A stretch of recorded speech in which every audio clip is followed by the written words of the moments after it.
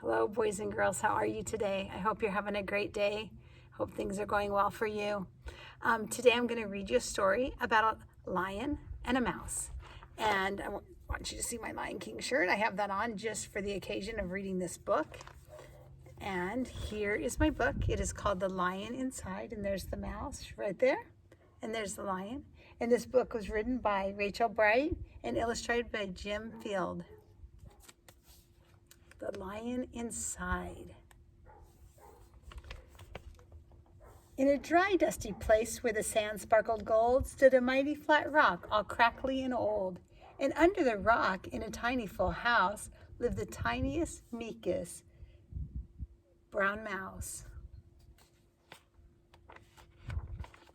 He was so very tiny, so incredibly small, that nobody ever noticed him at all. He got stepped on and sat on. He missed out on stuff. Ignored and forgotten, his mouse life was tough. Meanwhile, far above, on top of the rock, times were quite different. It was Lion O'Clock.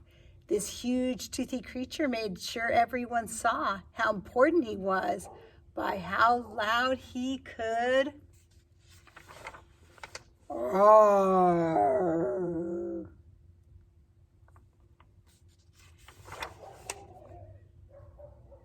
He was head of the pack. He was shouty and proud. He loved flexing his biceps and wowing the crowd.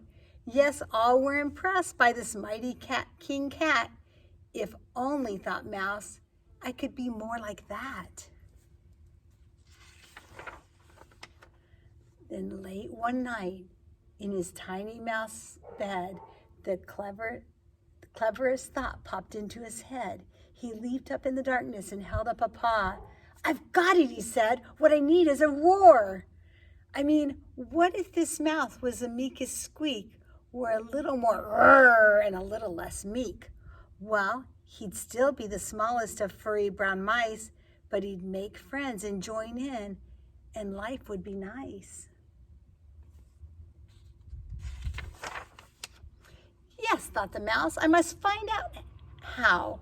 I will learn how to roar, and I will learn how now.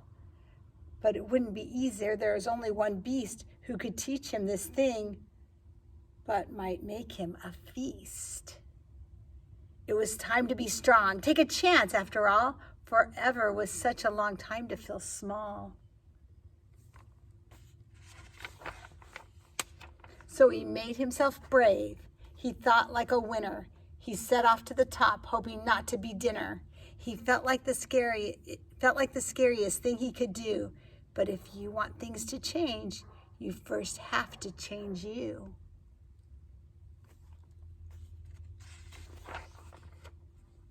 The further he climbed, the closer he got the slumbering lion reclining on top. Then, at last, as he stood on his tippy toes, he found himself suddenly nose to nose. Gulp, pardon me. Wake up, Mr. Lion. You've got company. Squeak.